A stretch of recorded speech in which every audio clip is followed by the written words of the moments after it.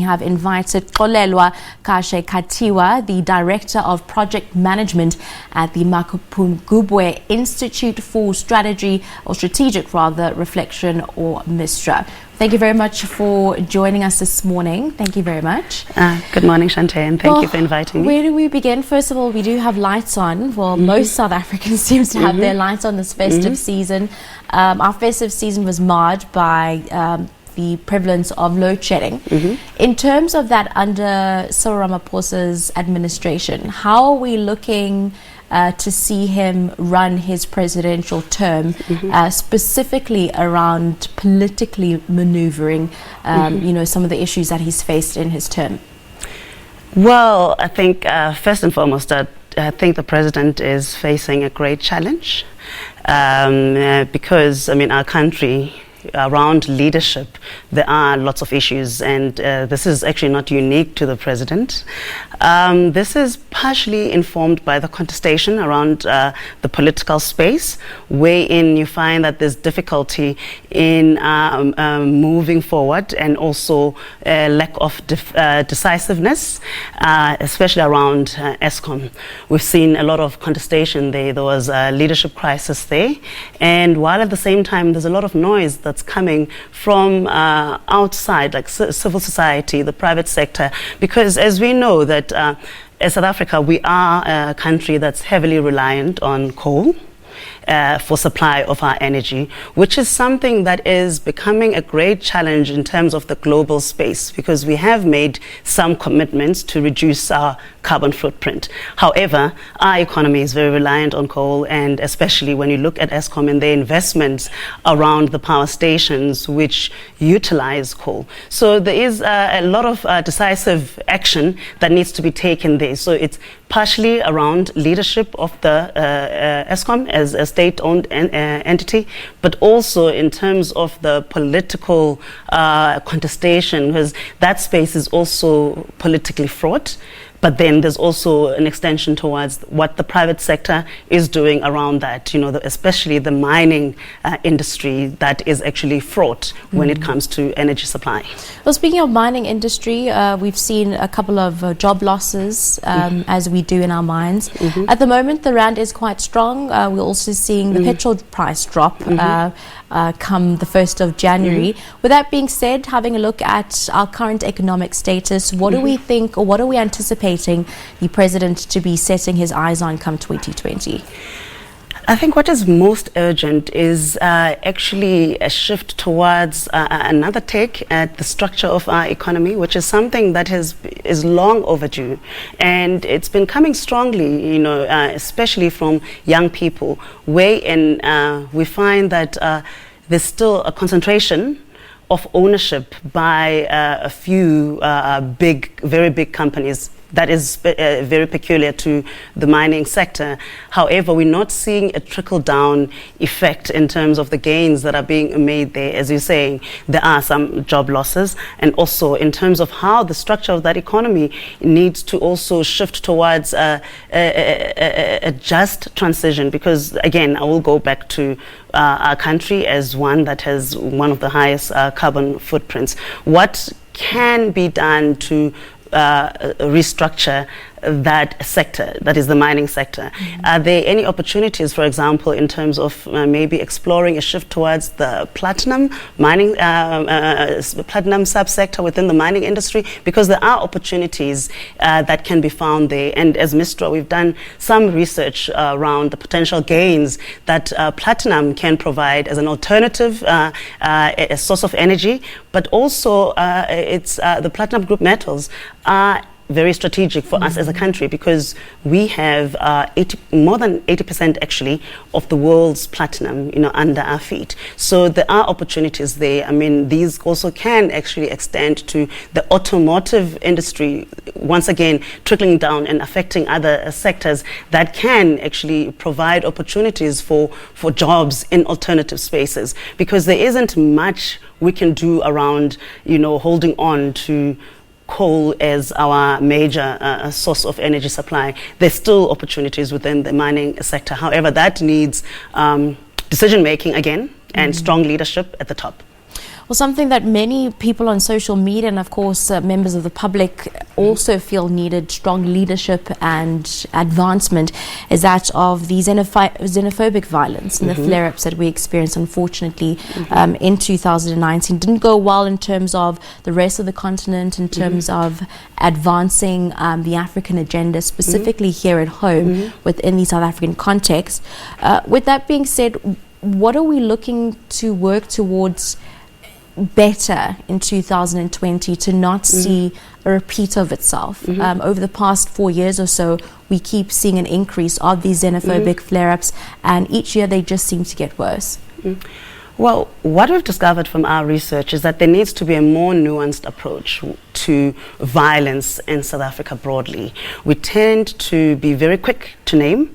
I mean, for example, we've experienced the gender-based violence around the same time as xenophobic violence, but there's other forms of violence. Our crime is very violent. Our protests are generally violent, and there are instances where one wonders also, you know, what is the relationship between violent protest and what is named now or framed as xenophobic attacks. Because when you look at the numbers of those who were affected, you'd find that it was mostly South Africans who died. However, you know, in the major narrative, these are still referred to as xenophobic violence. But what we found is that the drivers for these violent attacks are actually inequality, the great inequality that we experience as a country. We are the most unequal country in the world.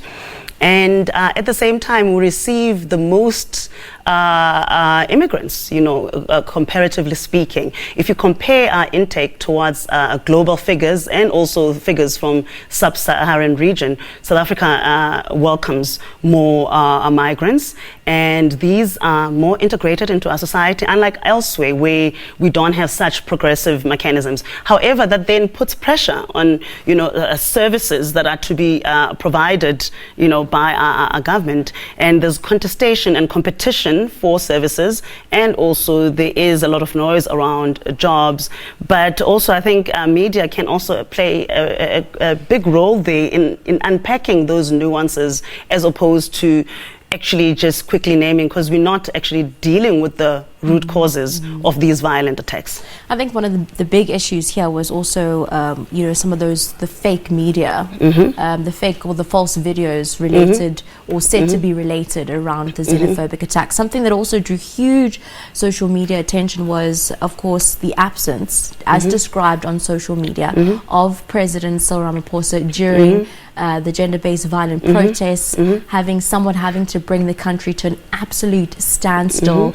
And we saw, you know, the protesters in support of GBV wanting to speak to the president, being represented by other people in the beginning, not wanting to hand over their memorandum, wanting to be heard specifically by the president with regards to what has been taking place in our country, the violence against you know, women and children. And then on the backdrop of that, you know, you hear these cases of convicted murderers being released on bail. Where are we in terms of moving forward as a country in terms of leadership when it comes to our justice system failing our women and our children? I mean, I will agree with you in terms of the absence, and unfortunately, I mean, this is something that's been posed to the president on various issues, wherein we find that there's this absence, and when the president emerges, there's always this notion of surprise, which has angered, you know, certain quarters. And I think I'll relate it to my first response around the difficulty in acting. You know, he's finding it very difficult to be more decisive, and this could also be influenced by the, you know, factions that exist within his own party, wherein certain people occupy certain key positions and is unable to make any movements around there. Others would argue that he's more strategic in his approach, and he works more behind the scenes, and we will see the outcomes of that. I mean, like, for example, you've seen the shifts around the NPA, wherein there's even announcements now, or pronouncements around what will be done around people who've been named by the Zondo Commission. However, when you look at what's happening within the ANC, we're still struggling to see any results in terms of what's happening with the Integrity Commission. So are we going to see the correct people being placed in the correct places?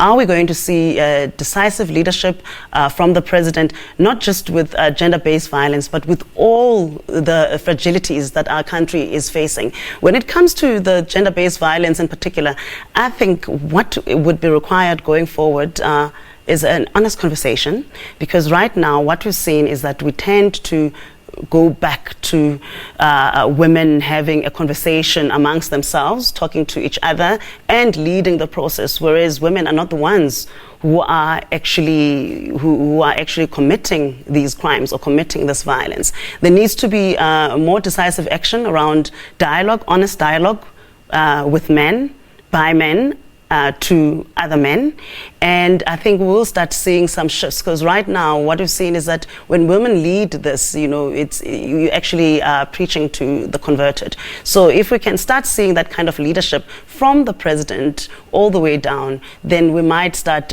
seeing some movements. Mm. Why are we such a violent nation?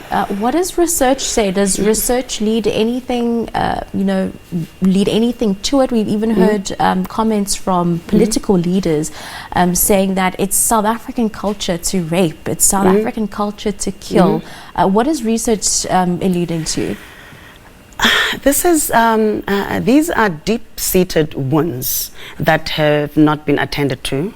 This is what we believe in first and foremost. Like, we even have this notion of an intergenerational woundedness.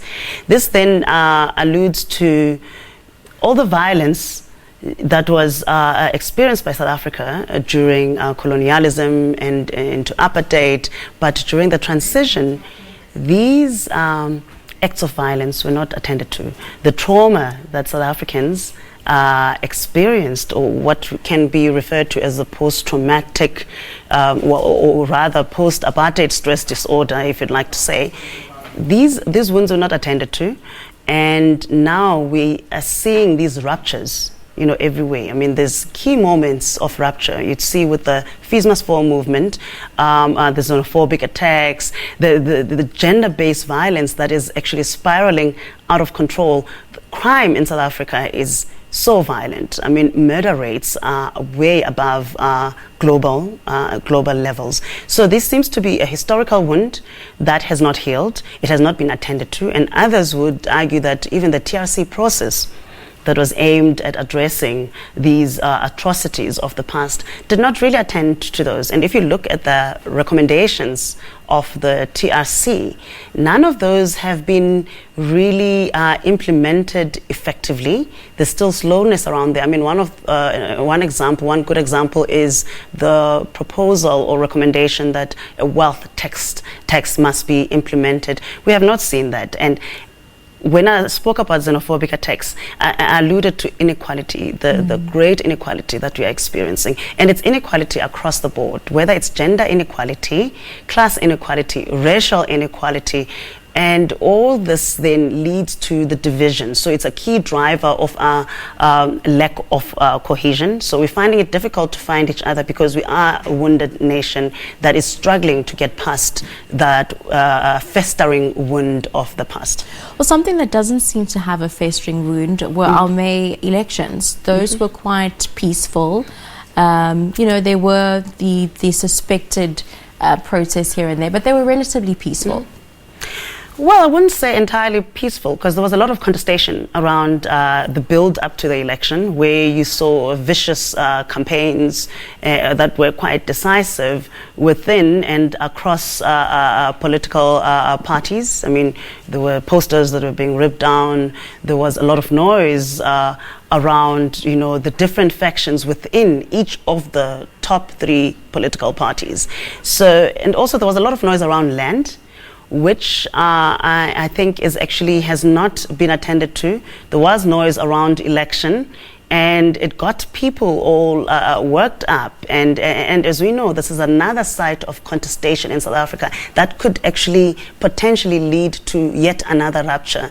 And so far, what we've seen is that during this past election, that was used as a mobilizing factor by all political parties, including the ruling party, wherein expropriation without compensation became the major narrative. Okay. So we've had a look at relatively not so good points that we've seen out of 2019, but it's not all doom and gloom.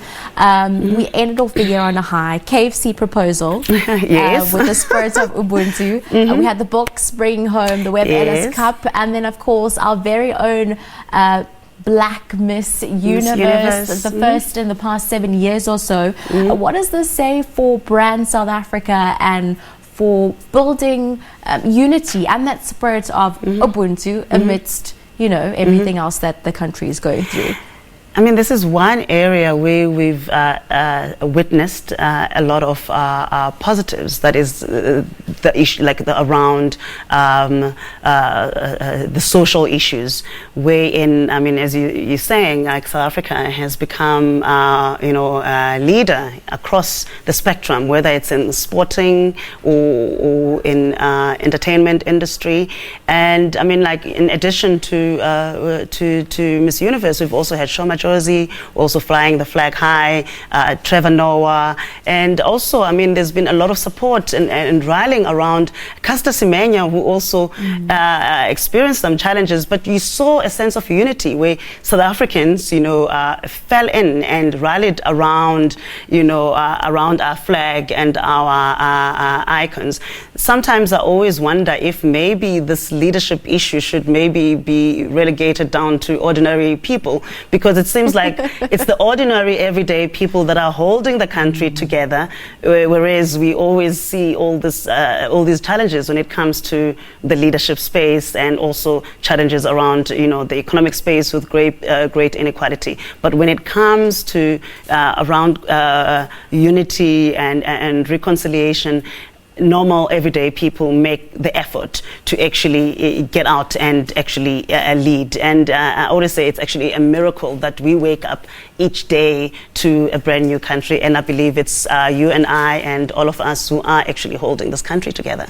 Well, thank you very much for your time this morning in conversation with Xolelwa Kashe-Katiya, the Director of Project Management at the Mapungubwe Institute for Strategic Reflection.